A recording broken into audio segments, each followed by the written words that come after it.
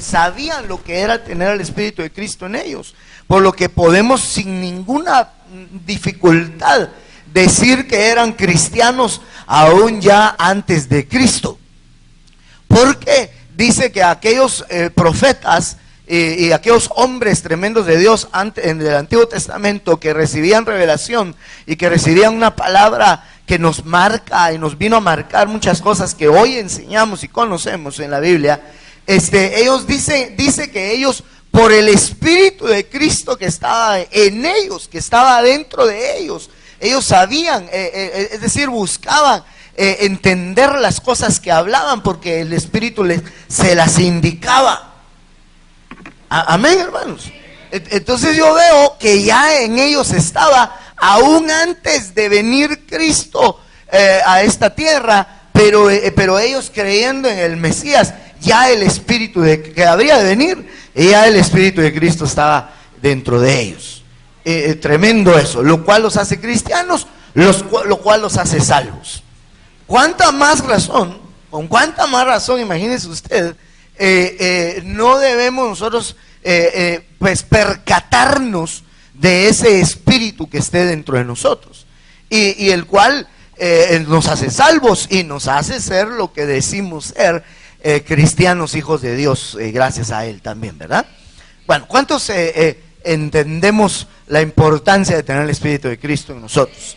Importante, ¿no? Muy importante. Entonces, estábamos hablando de estos aspectos. Hay bastante que estudiar en relación al Espíritu de Cristo adentro de nosotros, por lo que provoca, o las señales que vienen a generar en nosotros el Espíritu mismo de Cristo.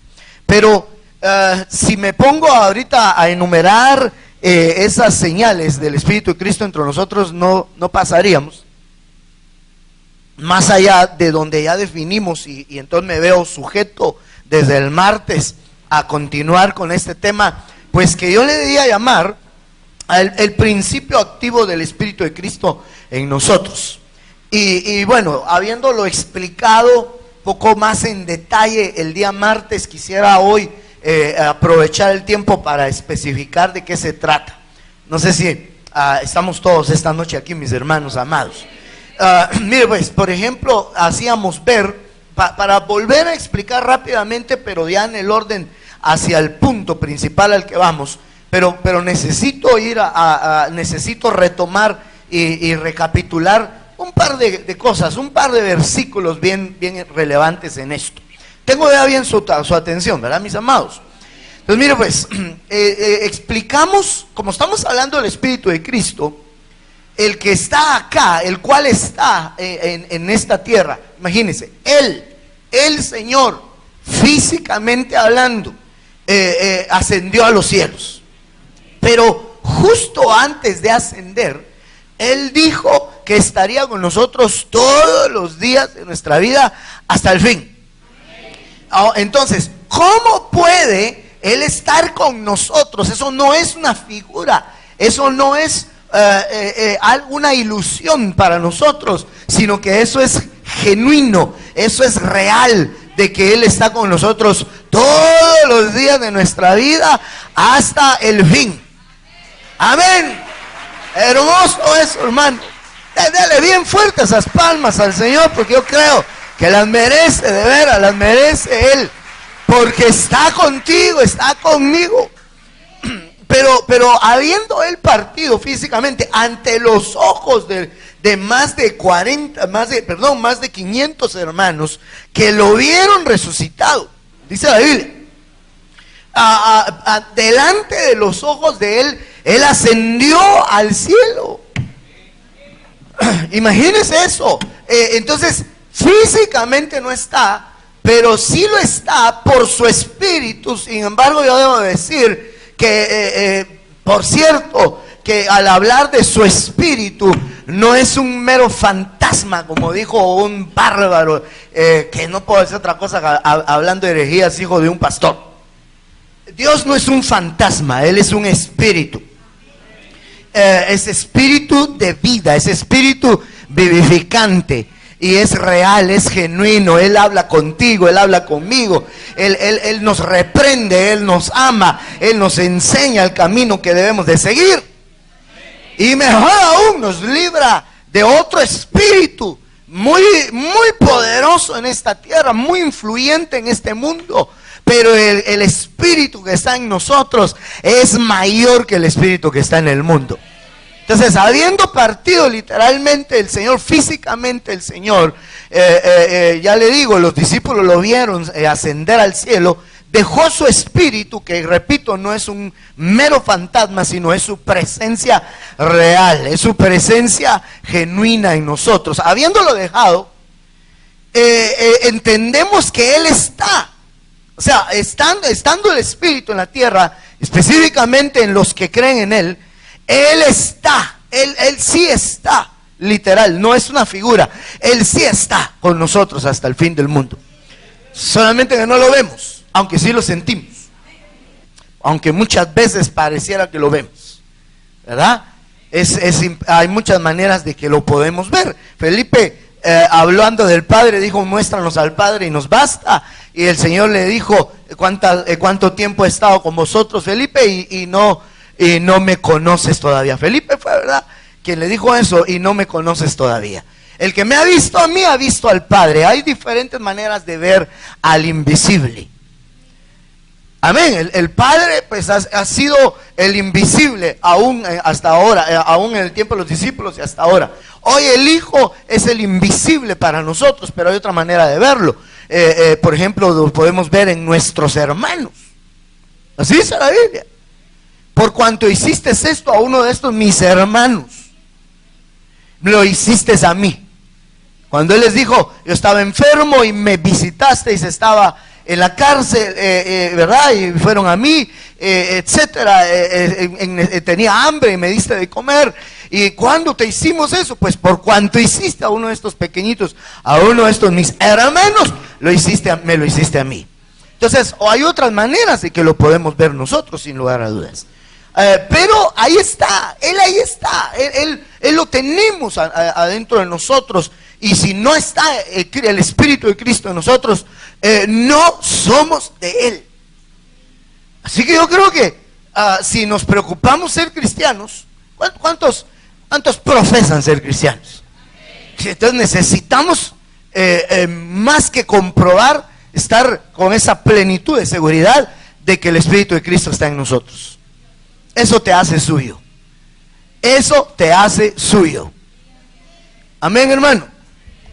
Si el Espíritu de Cristo está en ti, dile al hermano que está a tu lado: tú eres de Él. Amén. Díselo pues. Si el Espíritu de Cristo está en ti, eres de Él. Gloria a Dios. Bendito sea nuestro Dios. Perdón que aquí estoy, casi boto esto. No estamos brindando, no va a creer que sonó aquí eso. Pero entonces yo entiendo que estar Él en mí trae, pues conlleva que suceda algunas situaciones. Pero le digo, al estar el Espíritu de Cristo en la tierra, Él está precisamente con una función que vino a contrarrestar otro espíritu, que es el espíritu del anticristo. Entendemos que ese ya está también. Muy impresionante. No quisiéramos hablar mucho del tal, que se va a manifestar pronto, dice la Biblia, pero ya está. No se ha manifestado, pero ya está. Y la Biblia lo llama también espíritu del anticristo. Todo espíritu que no confiesa al Señor Jesús que vino en carne es el espíritu del anticristo, del cual habéis oído que viene, pero ya está. Usted sabe, hermano, el Señor reprenda al diablo. El diablo es un copión, ¿verdad? Por eso no copie. Porque los que copian, no, mejor ahí déjenmelo. Pero el diablo es un copión. Él es un copión. Sabiendo que Dios está con nosotros a través del Espíritu de Cristo, entonces el mismo enemigo, esa operación de error que ha generado o que va a generar, la logra a través del espíritu del anticristo, que va a buscar insuflar en los hombres del mundo, en los hombres terrenales, en los hombres que no reciben el Espíritu de Cristo. Entonces debemos entender que estamos en dos posiciones bien tremendas. Bien tremendas. O recibes el Espíritu de Cristo o recibes el Espíritu del Anticristo. Entonces, un texto que habla precisamente del Anticristo, que todavía no se ha manifestado, pero hablando de ese personaje, nos explica a su espíritu también, y es este que leíamos, Daniel 11:36.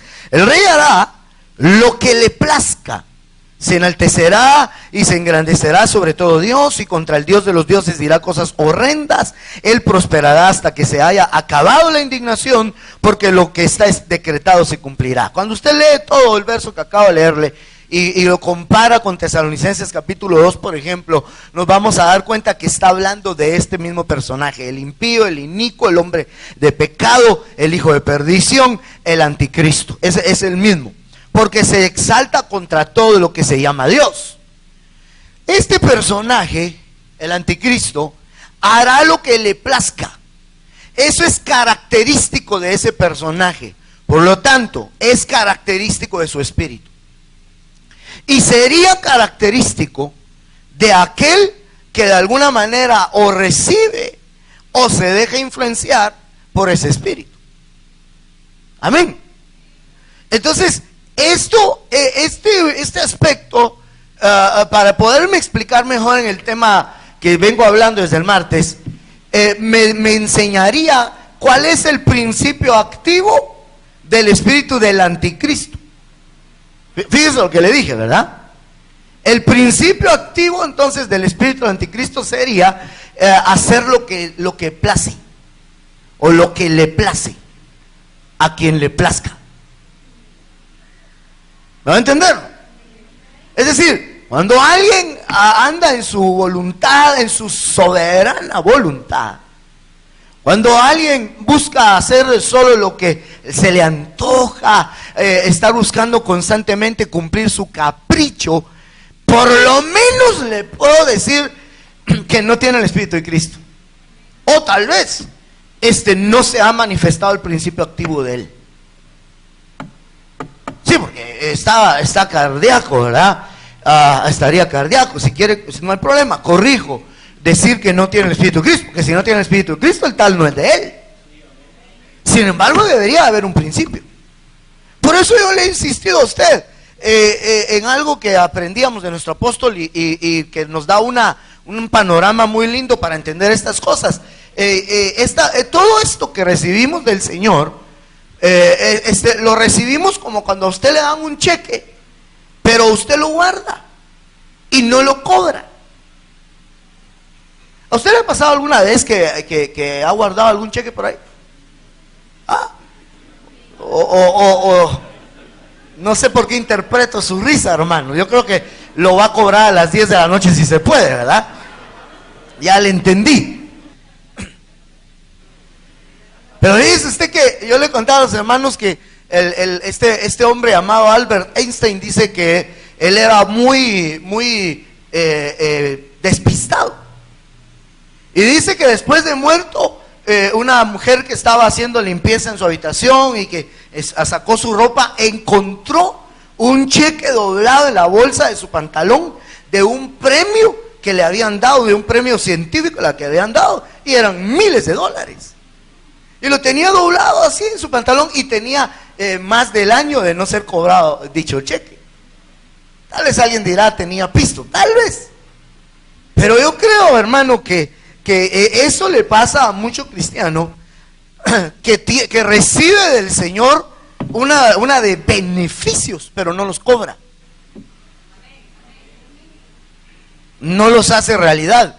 No se vuelve, son principios que tenemos, pero no se hacen activos. Entonces, por eso le decía, estaría muy delicado, y me corrijo, no hay problema, en decirle, si no tiene el principio activo de Cristo, entonces no tiene el Espíritu de Cristo. Eso fue lo que le dije por un momento. Pero le digo, tal vez tiene el Espíritu de Cristo, pero no ha hecho activo ese principio, y lo puede hacer retroceder.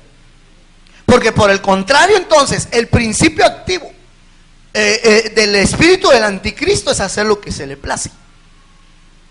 Ahora, mire, ¿por qué nos basamos en eso? Aparte del verso que usted tiene ahí en pantalla, ¿verdad?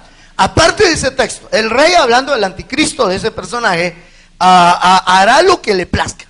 Vaya, hablando de ese verso, pero hablando del espíritu de Cristo, aunque el texto no diga espíritu, pero es la esencia de Cristo misma, lo que Él vino a hacer a esta tierra. Dice Lucas 22:42, diciendo: Padre, si es tu voluntad, aparta de mí esta copa, pero no se haga mi voluntad, sino la tuya. Ahora, ¿qué tiene que ver esto? Absolutamente todo, porque anticristo es estar en oposición a Cristo, contra Cristo, y mire, es una posición contraria a lo que haga. Es decir, Él dice blanco, el espíritu del anticristo va a ser negro. ¿Me va a entender? Cristo dice vamos hacia este lado, y Él va a decir no, vayamos hacia este otro. Amén. El espíritu del anticristo pues va a decir vayamos hacia este otro.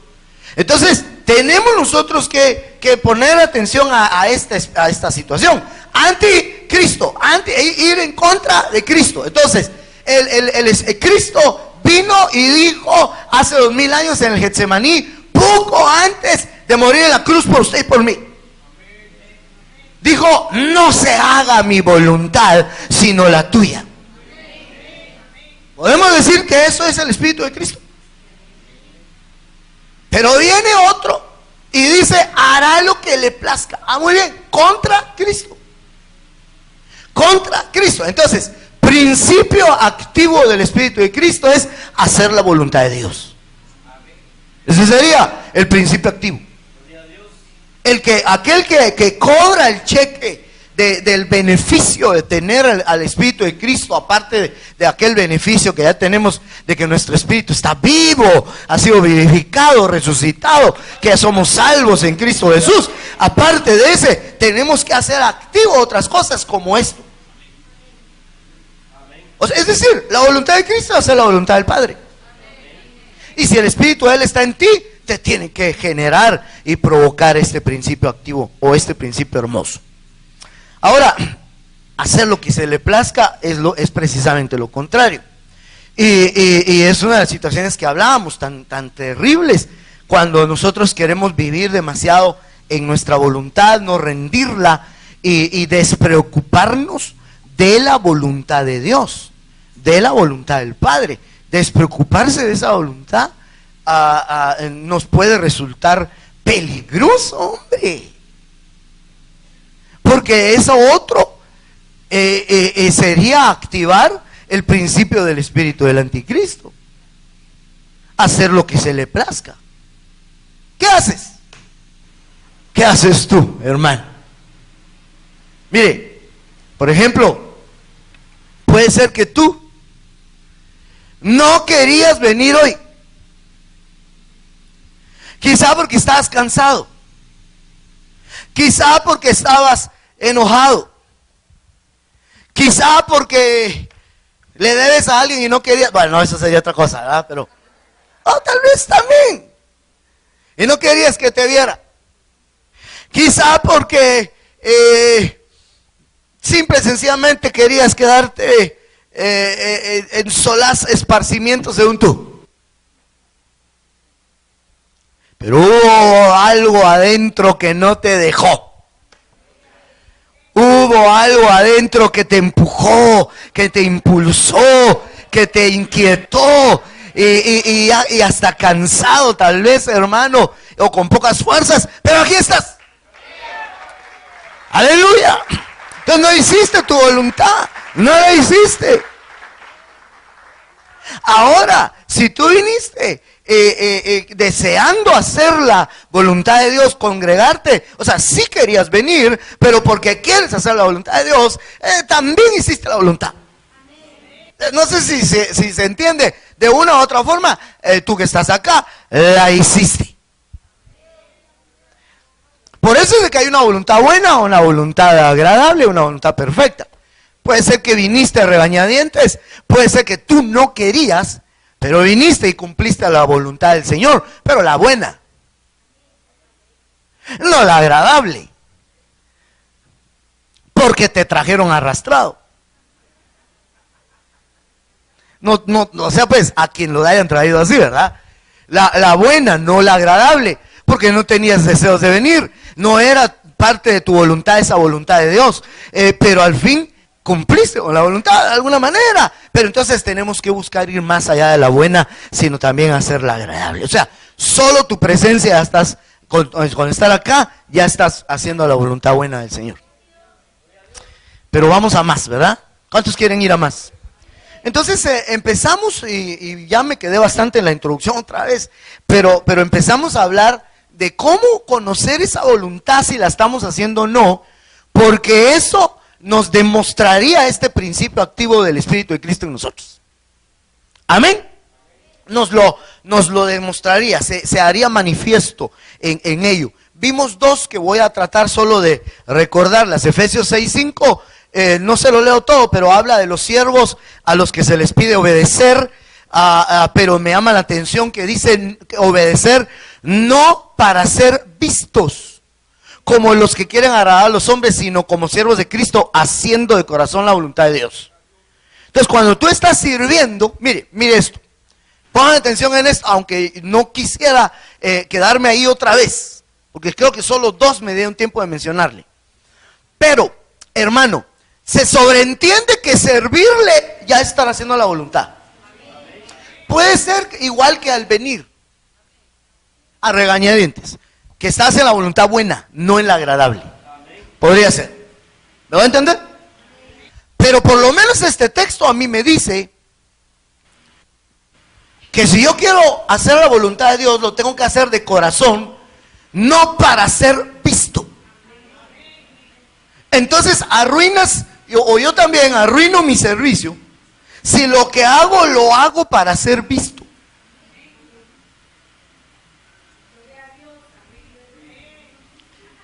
¿Verdad? ¿Qué hacemos?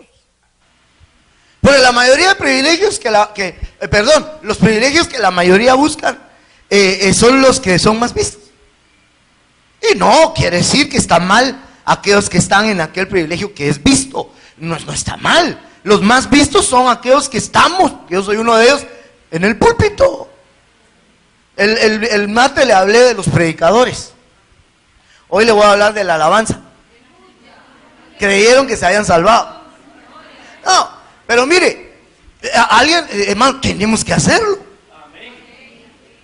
Pero la demanda mayor a los que estamos en un privilegio en lo que podemos ser más vistos es precisamente no hacerlo por ser vistos. Y por eso digo yo, ¿por qué tanto lío cuando vamos a poner un uniforme? O sea, perdón si empiezo a revolver el sonpopero. Bueno, usted no es sonpopo, pero los que se pelean sí. Y como no hay ninguno acá, ¿verdad? Pero ¿por qué tiene que ser? Yo entiendo pues que cada quien tiene su estilo y que cuando te miran la gente dice, es claro su estilo. Ya entiendo. Yo me acuerdo que en una ocasión, mire hermano, usted no había nacido, hace como 1000 años, que queríamos poner un uniforme.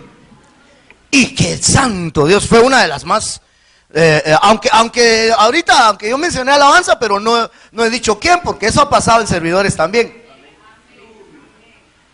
Aunque fíjese que ahí estoy haciendo mal, porque con los servidores varones no.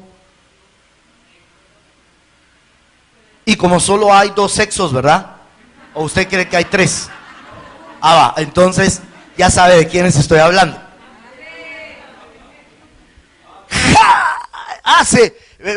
Eso fue mucho más todavía, 2000 años.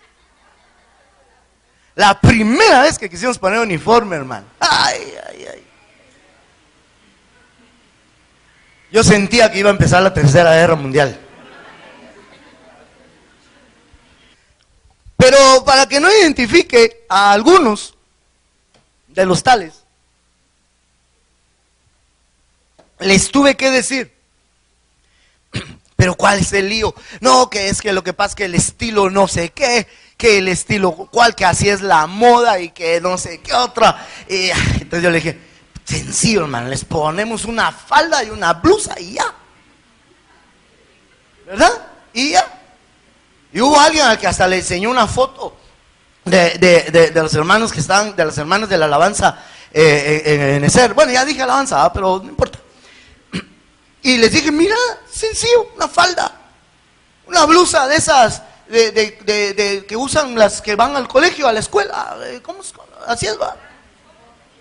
¿Ah? ¿Sport? No. Así normal, de botones y blusa. Hasta calcetas tenía. No, no es cierto. Una falda. Entonces les dije, si no se deciden, a más tardar mañana, esto les pongo y punto. Y se pusieron de acuerdo, ¿viste usted? Ahí sí, no, que hagamos esto, que hagamos. Entonces, ¿por qué estamos subidos aquí?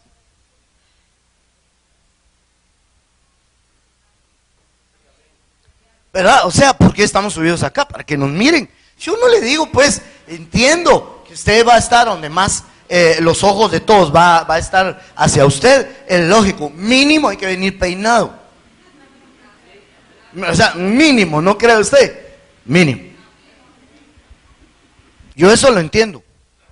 Pero creo yo que sí tenemos nosotros que ubicarnos. ¿Por qué estamos sirviendo? ¿Qué te motiva a servirle? Hermano, ¿qué es lo que te motivó a meterte al grupo al que entraste? Qué silencio en esta iglesia, es que aquí están tan consagrados que me equivoqué de mensaje, creo que a nadie le estoy hablando en realidad. Entonces yo creo que esa es una forma en que podemos conocer que el Espíritu de Cristo está en nosotros, en que nos va a interesar primero que nada su voluntad y no lo que nos plazca. Mire, si antepone su voluntad a lo que nos place, el Espíritu de Cristo está activo en ti. Ese principio activo, ese principio está activo en ti. ¿Sí, hombre? Sí. Yo creo que cuando nosotros hasta podemos incluso rechazar un privilegio, porque según nosotros no venimos vestidos adecuadamente, hermano, no, pero entrémosle así, entrale así, no, porque no vengo adecuado. ¿Y qué dirá la prensa? Me van a quitar de la revista El Hombre del Año. Entonces, no. Pero es que vengo con tenis y pantalón de lona. Pero ¿y si te decimos? Dale.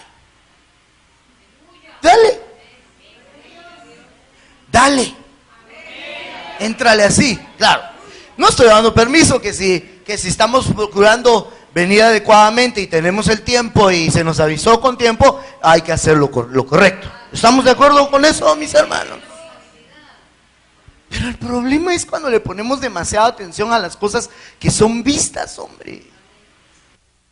A que nos miren, entonces ahí sí ya perdemos el enfoque, pero yo estoy tratando de no perder el punto principal de este tema, el cual es que el espíritu de anticristo ante este espíritu de Cristo acá, que es hacer la voluntad de Cristo, el espíritu anticristo es hacer lo que le plazca.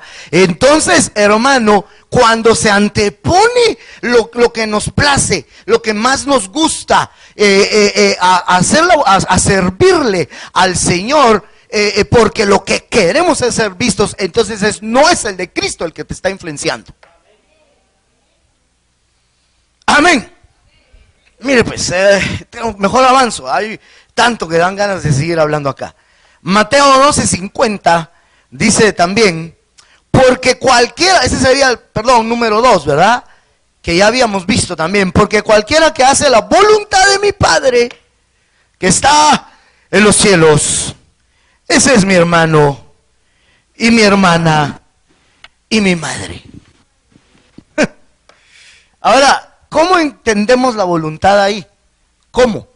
En que el Señor considera, mire, hablar de decir es el que hace la voluntad es mi madre, eso es un tema cardíaco. De hecho, nuestro apóstol lo ha hablado. Ahí sí que se lo dejo al apóstol o a los apóstoles. No, lo vamos a hablar si Dios quiere en algún momento. Pero hablar de los hermanos me ayuda a especificar más. Hablar de los hermanos del Señor.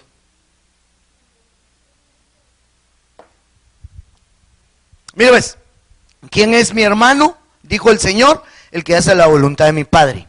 Entonces, una forma de entender quién está haciendo la voluntad del Padre es entender quiénes son hermanos de Jesús. O quiénes son hermanos, ¿Quiénes son? ¿Quién se considera hermano? ¿Usted se considera hermano de Cristo? ¿No dice la Biblia que Él no se avergüenza de llamarnos hermanos? Entonces yo no me puedo detener mucho en un tema que incluso le llevó 3 temas a mi apóstol el predicarlo. Imagínese usted en una ocasión en un tema que se llamaba los hermanos del Señor. Yo quería pasarle un extracto, pero tenemos algún problema con el internet. Ya hay, pero lo que quería era antes prepararlo y ya no se pudo. Entonces, y el tiempo me avanza, ¿verdad? Pero hay un extracto de un tema que habla nuestro apóstol donde explica, por ejemplo, el nombre, me parece que es Eliezer. Y este personaje Eliezer, ese nombre Eliezer, significa mi hermano ayuda. O el hermano que ayuda. O sea, yo le estoy trasladando ese tema tan hermoso que a mí me fue impactante, me fue de mucha bendición, en el cual él nos explicaba entonces quién es hermano de Jesús para entender quién hace la voluntad del Padre. Si tú eres un hermano que ayuda, entonces estás haciendo la voluntad del Padre. ¿Estamos claros ahí?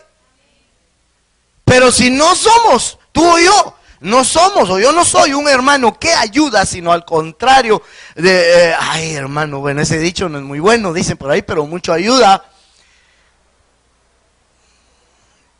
No lo oí por los cohetes, pero mejor. Entonces yo entiendo que tú tienes que ser ayuda de tu hermano para ser ayuda de Cristo. Porque lo que no hiciste a uno de estos mis hermanos, no me lo hiciste a mí. Pero lo que hiciste a uno de estos mis hermanos, me lo hiciste a mí. Por eso, cuidado si desprecias a tu hermano. Cuidado si eres de aquellos que dice, yo con Dios todo, pero con los hermanos nada.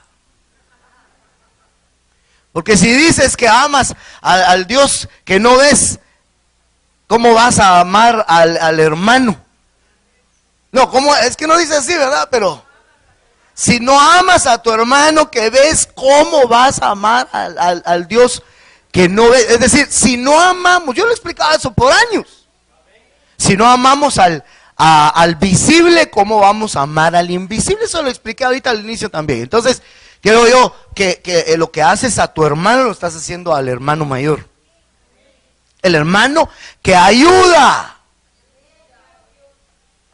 Y nos contó, hermano, de un problema de sonido. No estoy tratando de tirar ningún mensaje indirecto, porque no se preocupe, pero porque no es eso lo que estoy tratando, de veras. Pero hermano, nos contó, pues no sé por qué me identifiqué con él.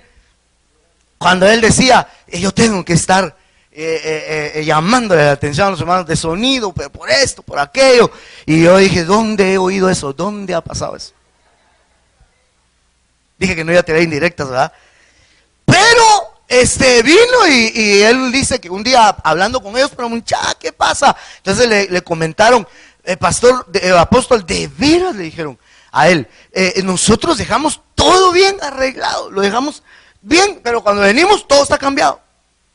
Para no hacerle larga la historia, hermano, el relato, descubrieron que había alguien que los estaba saboteando. Y el que los estaba saboteando era uno que ese año por el cambio de oficialidad ya no lo pusieron. Yo estaba bien contento y quería hacer quedar mal al que había quedado en su lugar, para que según él dijeran: lástima que despedimos a aquel, mejor nos íbamos a quedar con él, saquemos a este y volvamos con el otro, porque él lo hizo con esa intención. Eso es lo que él explica, aún sin dar, creo yo, mayor detalle, pero se entendió. Entonces, ¿cómo puede ser eso de un hermano que ayuda? O sea, tú tienes que colaborar.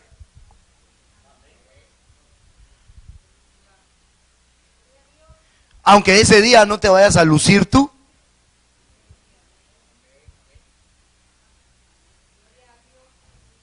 Porque fíjense que, por cierto, yo le iba a poner ese video, hombre, pero es largo, hombre, es un poco largo.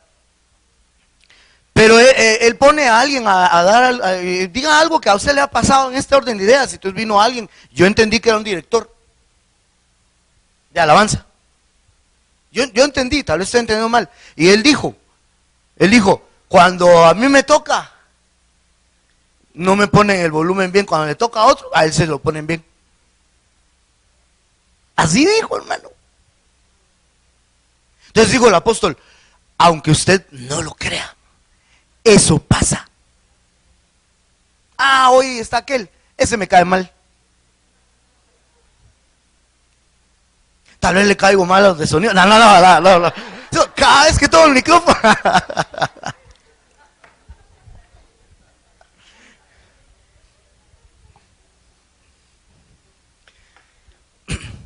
Entonces, qué tremendo cuando nosotros decimos que estamos haciendo su voluntad.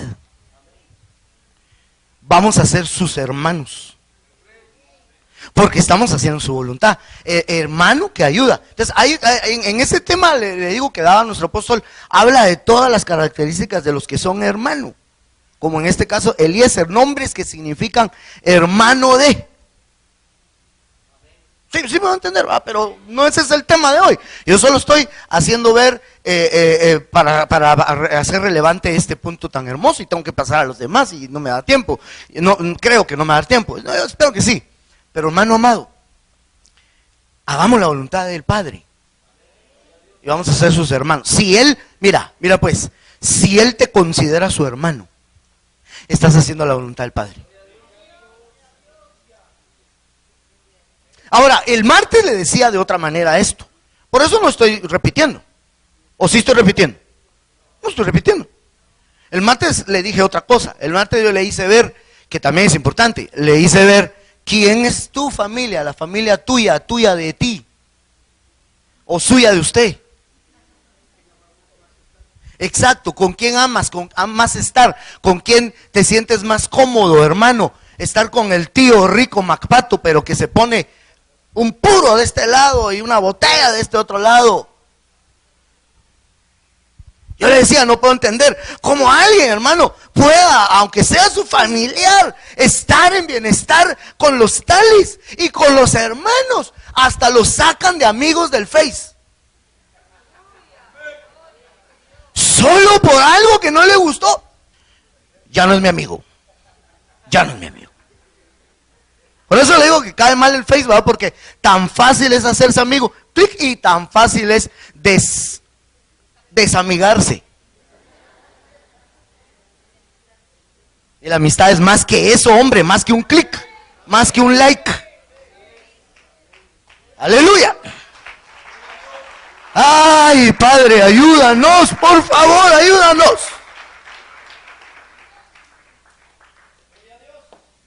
A mí me da pena cuando hay quienes dicen, no, yo a la iglesia llego, sirvo, pero la verdad que amigos de los hermanos no puedo ser porque yo miro que tienen malas costumbres. Ush. Chusma.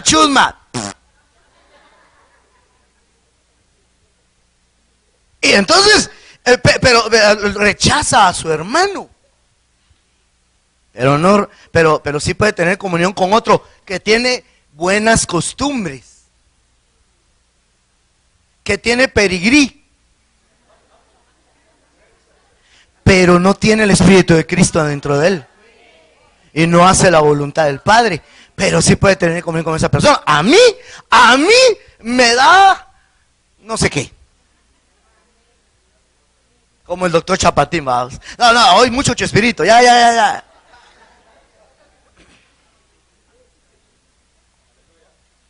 Hermano, ¿es su hermano el que está ahí a la par suya? Lo ve como su familiar, pero dígame pues, lo ve como su familia a usted, al que está ahí cerca de usted. Voltéelo pues, voltéelo a ver. No voltéelo, no, voltéelo a ver.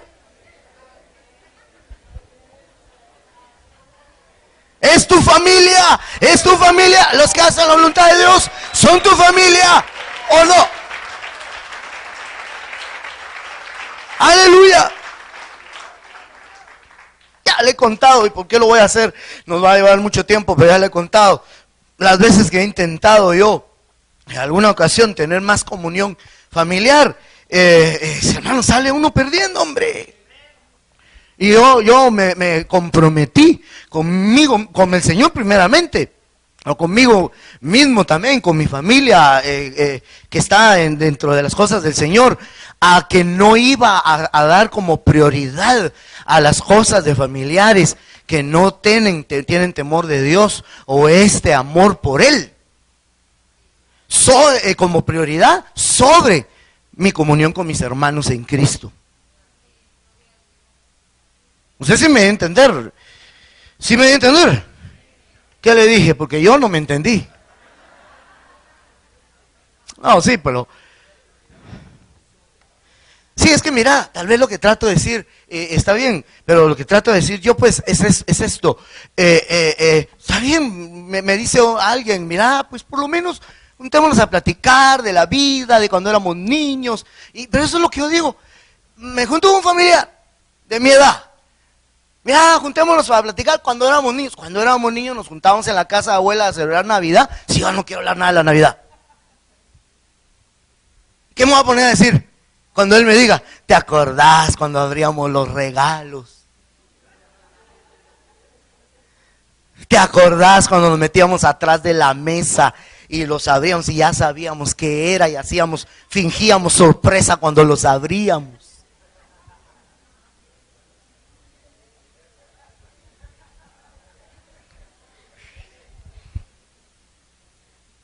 ¿Te acordás, hermano? Y hacer eso y no venir a una reunión.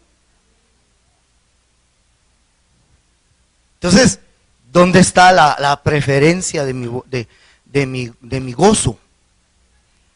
De mi bienestar. ¿Dónde está? Bueno. Número 3, por fin. Gálatas 1:4, hermanos, tengo, gracias al Señor por su palabra, bastantes versos que leer. No sé por qué me detengo tanto en cada uno, hombre. Pero bueno. Gálatas 1:4. Amén. Dice que se dio a sí mismo el Señor Jesucristo por nuestros pecados para librarnos de este presente siglo malo, conforme a la voluntad de nuestro Dios y Padre. ¿Cuál es la voluntad del Padre? A ver, lea el verso. ¿Cuál es la voluntad del Padre? Ser librados de este presente siglo malo. De este presente, no, ese verso queda en presente por siempre. No, hasta que venga Cristo. Este presente, mi hermano, si el presente siglo malo de cuando el apóstol Pablo escribió esto, era malo, no me va a decir ahorita que está mejor. ¿Está mejor el siglo presente que el presente de Pablo? No. La cosa está cada vez más terrible en este siglo presente. La voluntad del Padre es librarte de este presente siglo malo. Si nosotros, si esa es la voluntad del Padre de nuestros espíritus, ahora los que somos padres, ¿Cuántos son padres aquí, hermano? ¿De familia? Usted, creo yo, que si usted es un padre, usted tiene que librar a sus hijos de este presente siglo malo. Les guste o no les guste. Mire, Dios lo libre, pero si una fiera atacara a uno de sus hijos, ¿usted se quedaría solo viendo? Estaba viendo en internet, hermano, uno de esos perros, ¿cómo es que se llaman esos? Pitbull, que agarró de la pierna a un niño, creo que de 6 años. No sé si alguien lo ha visto.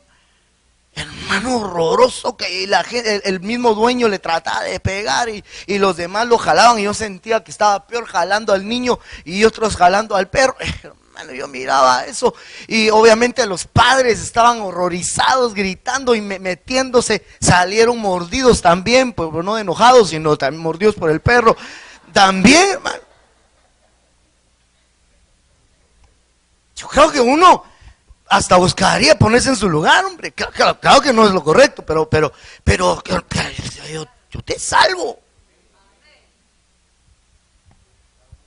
Es lo mismo, sí, pero lo mismo. Hay un presente siglo malo. Yo no estoy hablando de fieras en ese caso, del siglo malo, sino de cosas malas que a veces tenemos que arrebatarle a nuestros hijos o no dejarles hacer, aunque se enojan. Se molestan los hijos biológicos y espirituales. Soy papá. ¿Sabe cuándo me doy más cuenta que soy papá?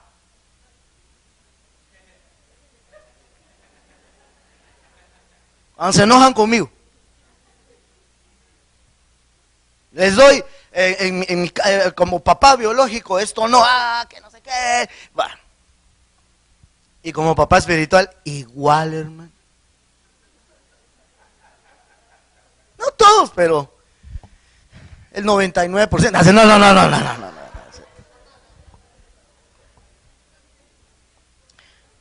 Y cuesta que comprendan, ¿verdad? Cuesta mucho que comprendan la postura paternal, cuesta mucho. Yo le estaba enseñando a mi esposa, y ese es otro video que hubiese querido, pero también está largo, hombre. A veces dan ganas de mostrar un montón de cosas importantes, pero es más importante predicar. Se lo puedo contar. Además, mejor no digo nada.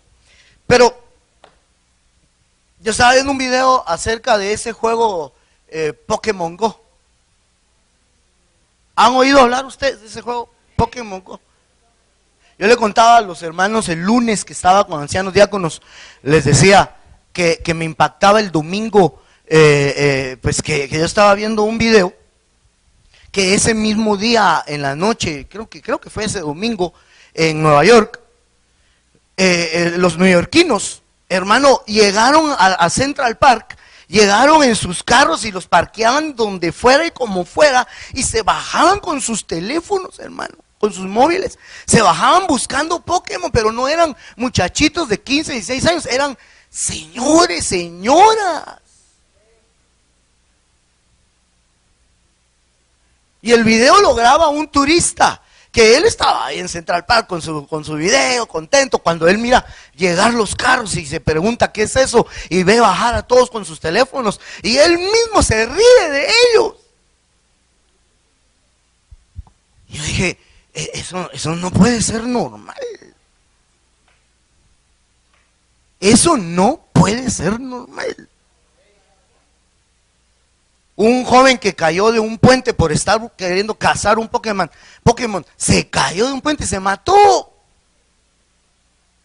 Y ya no sé si supo que cobró la primer víctima aquí en Guatemala, en Chiquimula. No sé si se murió el otro. Yo sabía que uno murió y el otro estaba grave. Que por querer cazar el Pokémon. Es que mire, yo no sé si usted sabe cómo funciona. Yo no lo conozco, no lo he jugado, pero como dice mi apóstol, Google lo sabe todo. Me puse a leer de qué se trata eso de, ¿cómo se llama? Realidad virtual ampliada.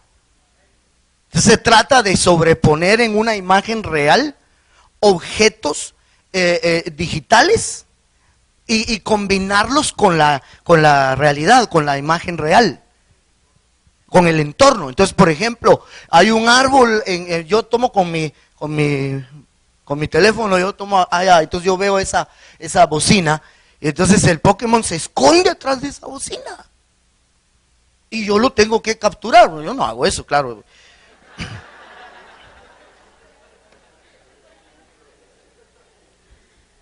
Pero entonces esas cositas o esas figuritas corren y se van a cualquier sección. Lo que pasó ahí en Nueva York es que ellos empiezan a buscar y les empiezan a decir en qué sector hay Pokémon.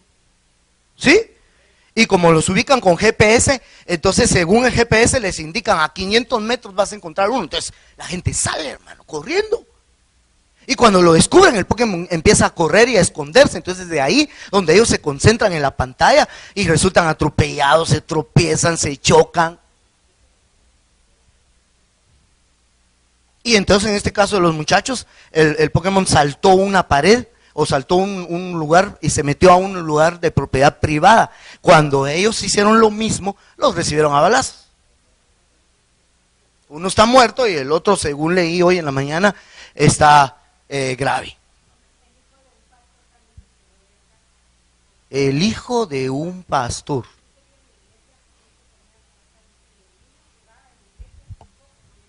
Y el Pokémon se escondía entre los hermanos. En lo que el papá predicaba, dice. No, eso ya lo dije yo bromeando, ¿verdad? Pero entonces me puse a investigar y la palabra Pokémon es una combinación de inglés con japonés y la palabra en sí quiere decir demonio de bolsillo. Entonces esos son demonios. Son demonios.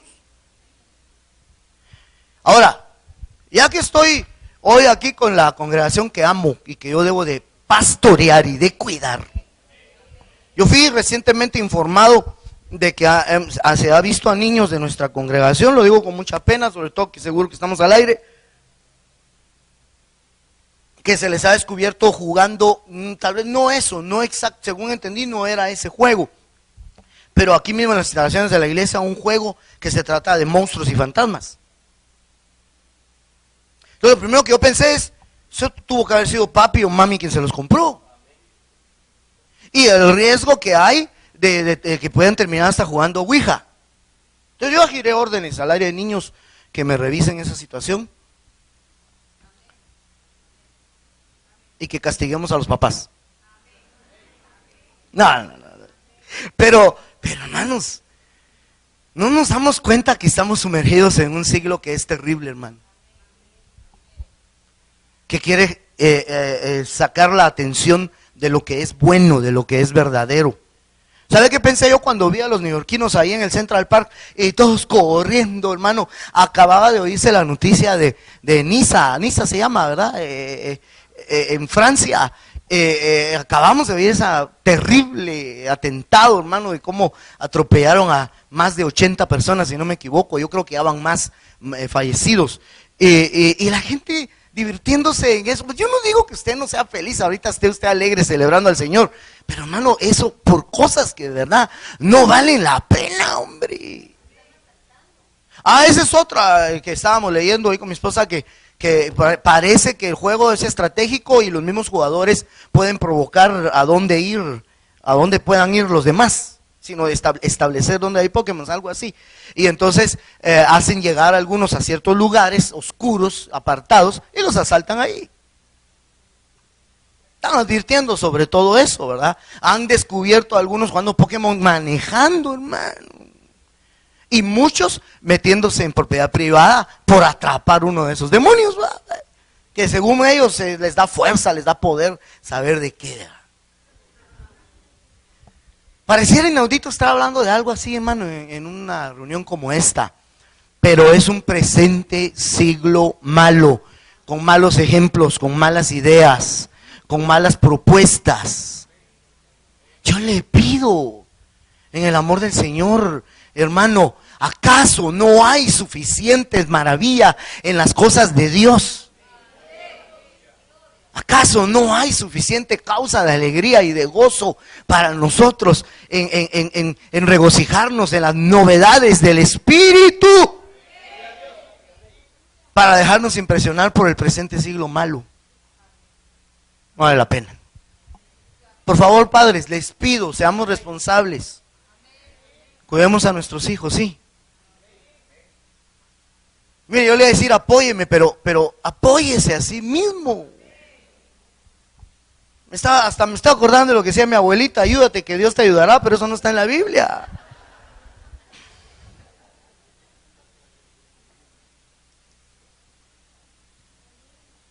Pero sí creo yo que esa es la voluntad del Señor.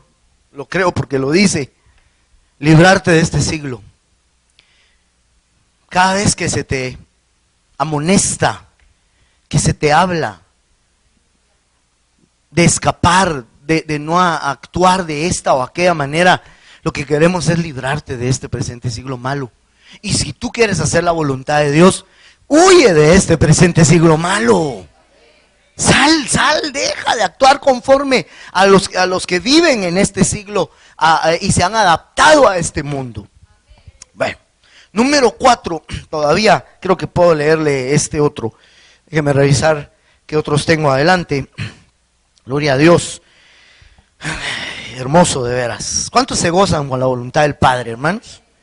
Mateo 18:13 dice: y si sucede que la haya, en verdad os digo que se regocija más por esta que por las 99 que no se han descarriado.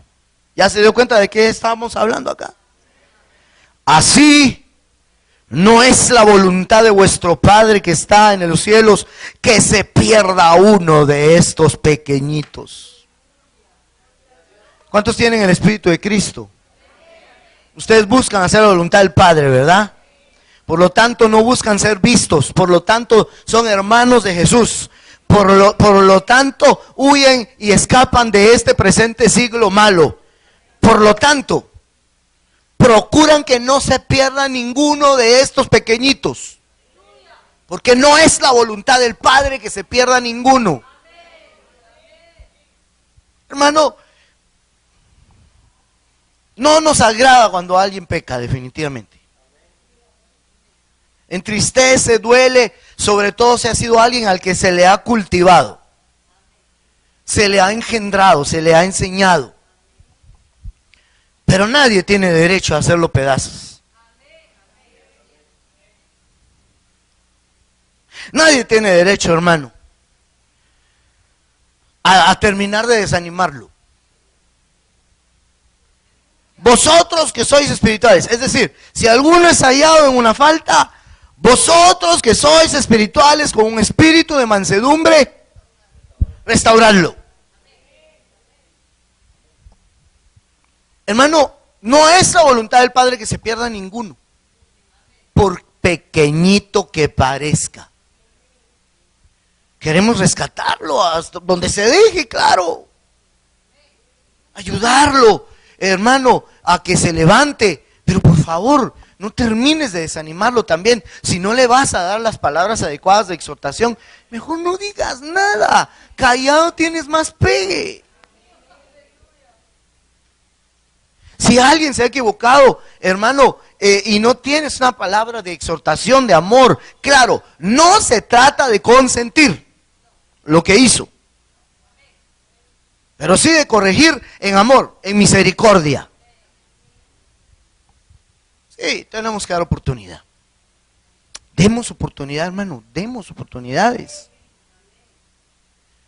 A veces parece muy difícil la tarea de equilibrar eso entre no consentir el pecado y dar oportunidad. Es una tarea no muy fácil. Bueno, para Dios es muy fácil, sin lugar a dudas. El cual es un Dios justo, pero es un Dios misericordioso también. Es una pregunta que todavía le hago al Señor. Él me ha hablado en su bondad algunas cosas al respecto, pero todavía digo yo, ¿cómo combinas tú tu justicia? Porque Él no va a dar por inocente al culpable, así dice la Biblia. ¿Cómo combinas tu justicia, el ser justo? con esa misericordia. Porque es que hay quienes se columpian cuando se les da misericordia. Y creen que esa misericordia avala lo que hizo. Y eso sí hay que dejarlo muy claro. Sí. Él tiene que entender lo que no hizo bien. Y dejarse restaurar. Tratando de entender eso en alguna ocasión, hermano, yo le he explicado a usted que siempre me ha sorprendido encontrar a un David, que usted sabe que cometió un error bien grave, hermano. Se metió con la mujer de otro y mandó a matar al marido de esa mujer, hombre, que lo mandó a matar. Lo puso en el lugar más fuerte de la batalla, para que se muriera, para que se lo echara. Cuando no logró, como él sabía que había embarazado a su mujer, ¿verdad? El primero intentó que el hombre durmiera con su mujer para que cuando apareciera la pancita, el otro dijera, tuve pulso. Sí, porque el otro estaba en campaña de guerra. Y entonces, hermano, viene y cuando regresa él, y David le dice, ve con tu amada. Y él le dice, no, ¿cómo voy yo? Mientras mis compañeros de batalla están en plena guerra. Ahí está yo con mi mujer y parece que durmió en la puerta, hermano. Y eso le costó la vida. Entonces, cuando David vio que no le funcionó su malévolo plan, lo mandó a que lo pusieran en el lugar más difícil de la batalla para que lo mataran. Y así fue, murió. Después Dios lo disciplinó. Y a eso quiero llegar. Cuando le mandan al profeta Natán, no le voy a hacer largo el relato bíblico, porque yo creo que usted lo conoce. Le pone él un ejemplo ahí acerca de un hombre que tenía muchas ovejas y robó a uno que tenía solo una, ¿verdad? Y David enojado porque él había sido pastor de ovejas, pues, ¿verdad? Literales. Y él se enfureció cuando vio eso. Y él dijo que pague, creo que dijo 4 veces. O 3. 4. Que pague 4 veces. Que restituya la oveja y que pague 4 veces. Cuando David hubo dado la sentencia, Natán le dijo, ese hombre eres tú. Y David se tira al suelo llorando, hermano, pidiendo misericordia. Y Dios tuvo misericordia, lo perdonó, porque él escribe que mientras cayó su pecado, sus huesos envejecían dentro de él. Y escribe varias veces acerca de lo bueno que es confesar el pecado y sentirse perdonado y sentir la presencia de Dios otra vez. Hermano, lo escribe David, el salmista David lo escribe. Pero pagó 4 veces. Con 4 hijos creo que fue, ¿verdad? Perdió 4 hijos. El último de ellos fue Absalón. Lo pagó. Pero Dios no le quitó su presencia. No lo quitó del trono. Como a Saúl sí lo quitaron. Por eso David dijo, no quites de mí tu Santo Espíritu, porque él vio que a Saúl le quitaron su espíritu y le enviaron un espíritu malo de parte de Jehová. Y él dijo, no, yo estuve peor. Y seguro que a mí me va a pasar lo mismo. Señor, no quites de mí tu Santo Espíritu. No, se lo quitaron. No, le quitaron el trono. No, le quitaron el reinado. No, le quitaron la presencia bendita. No se la quitaron. Pero pagó. Ahí veo yo el equilibrio que hace Dios entre su justicia y su misericordia.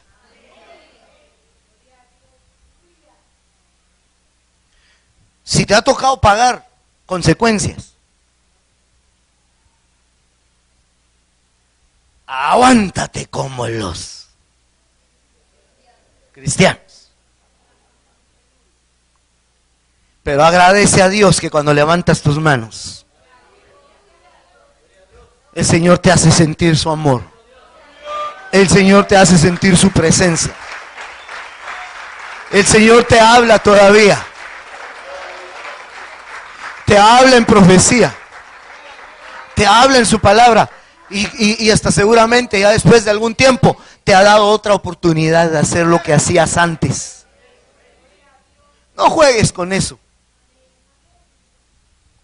Pero claro que estoy hablando de que la voluntad del Padre es que no se pierda ninguno. Por eso cuando se logra recuperar a la una de 99, de 100 mejor dicho, ¿verdad? Y él deja a las 99. Y aquí dice que él se regocija más por la una que se había recuperado que por 99 que no se han descarriado. Por eso vale la pena que le demos lugar, oportunidad, aunque a veces el tiempo nos ha avanzado, pero que le demos oportunidad a los que van a regresar a sus caminos o a los que le van a recibir como Salvador en su corazón para ser perdonados sus pecados, a pecadores que se arrepienten, porque es la voluntad del Padre que no se pierda ninguno. Esta noche habrá alguien aquí que va a aceptar a Cristo Jesús como su Salvador. Yo quiero hacerle esta importante invitación y decirte: el Señor quiere perdonar tus pecados. Si te descarriaste, si te alejaste, te apartaste, hoy eres llamado al altar. Eres llamado al altar para que vengas a su presencia y le pidas misericordia por tus pecados. ¿Habrá alguien esta noche acá? O sea, vamos a hacer una cosa, amada iglesia. Póngase de pie usted y nos vamos a disponer y vamos a orar por nuestros amigos o hermanos que se habían alejado del Señor en algún momento. Yo te quiero suplicar que dispongas tu corazón, que ores. Si hay alguien entre nosotros, si hay algún amigo o amiga que está con nosotros por primera vez, siempre tenemos esa bendición de conocer a alguien más e integrarlo en nuestras filas. Parece ser que aquí hay un varón y con una hermana también, no sé si sea su esposa, pero démosle esas palmas al Señor más fuertes, hermano. ¡Aleluya! Gloria a Dios. Ayúdenlos, guíenlos en lo necesario, pero déjenlos para que ellos se arreglen con el Señor. Eso es. No es la voluntad del Padre que está en el cielo que se pierda ninguno de estos pequeñitos. Y por eso, en nuestro anhelo de cumplir con tu voluntad, Señor, te pedimos perdón de pecados para nuestros hermanos, que inscribas sus nombres en el libro de la vida, que los salves, que los restaures a tu comunión, Señor. Por favor, te lo pido. Si les ha tocado pagar consecuencias de sus fallas, hoy perdónales, límpiales, líbrales, por favor, en el nombre de Jesús. ¿Habrá alguien más entre nosotros esta bendecida noche? No lo desperdicies, no desaproveches. Por favor. Grande es Él. Yo puedo sentir su presencia, su amor. Grande es Él. Grande es Él.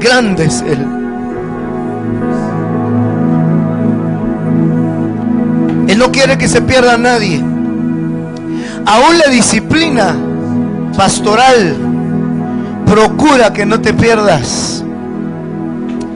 El peor de los engaños es engañarte a ti mismo. Un día vamos a dar cuentas y no podemos estar jugando y engañándonos. Necesitamos hacer la voluntad del Padre en el nombre de Jesús, en el nombre poderoso de Jesús. Señor, ayúdanos Ayúdanos, ayúdanos, ayúdanos. Hoy la babashira, la basaira. Gracias, gracias, gracias, Señor.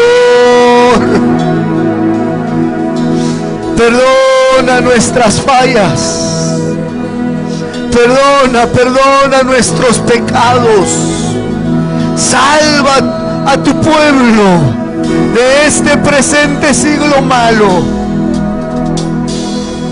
Yo he venido también, Señor, uniéndome a ese propósito de Cristo,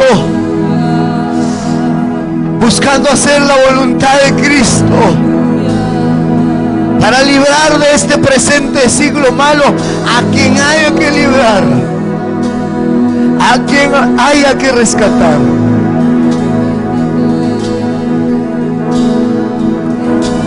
Levanta tu voz a Él, levántala con libertad. Líbranos, líbranos por favor, Señor. Te lo pedimos, líbranos. En el nombre de Jesús. Libra a tu pueblo, por favor. Tu presencia, oh Dios.